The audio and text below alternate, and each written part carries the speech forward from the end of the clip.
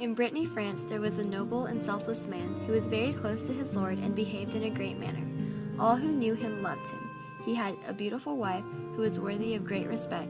He loved her, and she him. His wife became very worried, as her husband would repeatedly disappear for 3 whole days. She did not know where he was and what he was doing.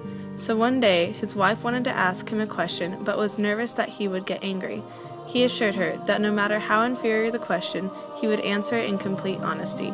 She began to ask, "Where do you go off to in the evening? Who are you with? What are you doing?" After hearing what his wife asked, he became very concerned that after telling her the truth, he would lose her love forever. Finally, after his wife gave him some encouragement through flattery, he told her. He said, "At night, I become a werewolf." He saw the shocked look on his wife's face and said, "Let me explain. I go to the deep woods, where it is extremely dark, and feed there." After hearing all that he had told her, she continued to ask questions. "What happens to your clothes when you become a werewolf? Do you undress or wear clothes?" He answered her saying that he goes completely naked. She further asked one more question. "Then where do all of your clothes go?" He answered, "I cannot tell you, because if I were to lose them and someone find them, I would forever be a werewolf." After hearing all that her husband said, she told him that she loved him more now than ever, although his wife became very skeptical that he would hide such a big secret from her. She started to ask, "Why would you hide something so big from me? Am I not trustworthy? Do you not love me enough to tell me anything?" After being badgered by his wife, he finally told her where he hides his clothes. Said, "In the woods there is a chapel that has been good to me over the years. There is a bush by a tree, and under the bush there is a stone. Under the stone is a bag with all my clothes. After I am done being a werewolf, I go back to put on my clothes. But if anyone finds my clothes, I will forever stay a werewolf until I find them." His wife then started to think about the entire situation. She was terrified now about everything that had to do with her husband. Over and over again, a thought popped into her mind. How could she get rid of her husband? After all, she never wanted to sleep with him again. There was a knight who had loved her for a very long time and had begged for her love. He had completely dedicated his life to serving her.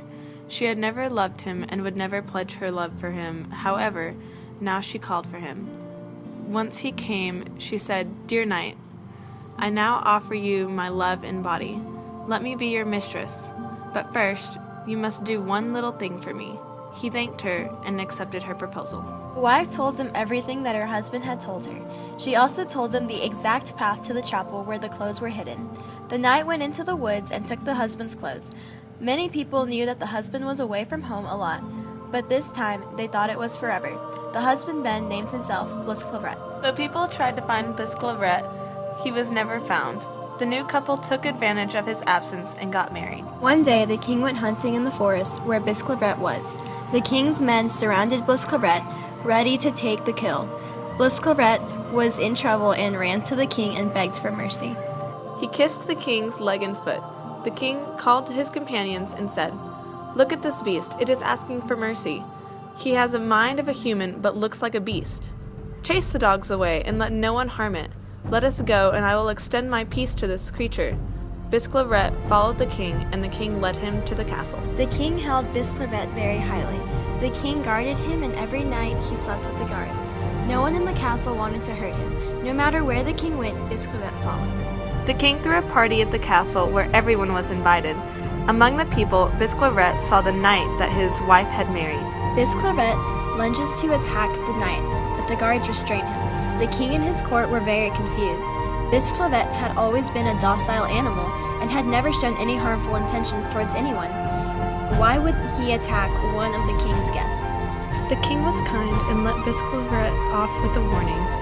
Time passed, and the king went out for a ride in the woods, where he first encountered Bisclavret. Night fell, and they found lodging to stay the night.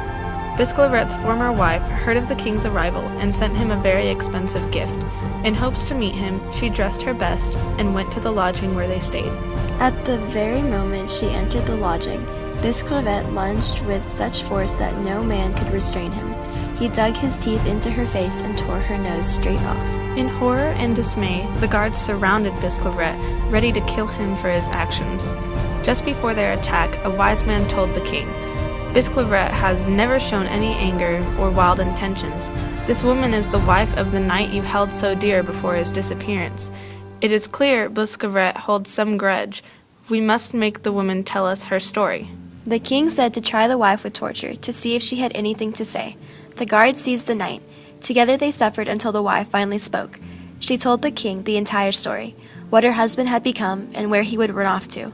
She also told the king that she had taken all of his clothing. The king did not believe her and wanted the clothes immediately. The wife brought the clothes back and gave them to Bisclavret, but he ignores them. Bisclavret was taken into a room with the clothes. After the king had left the room, he waited a long while and brought 2 barons with him to see if the beast had changed into a man. When the king opened the door, he found a knight laying fast asleep.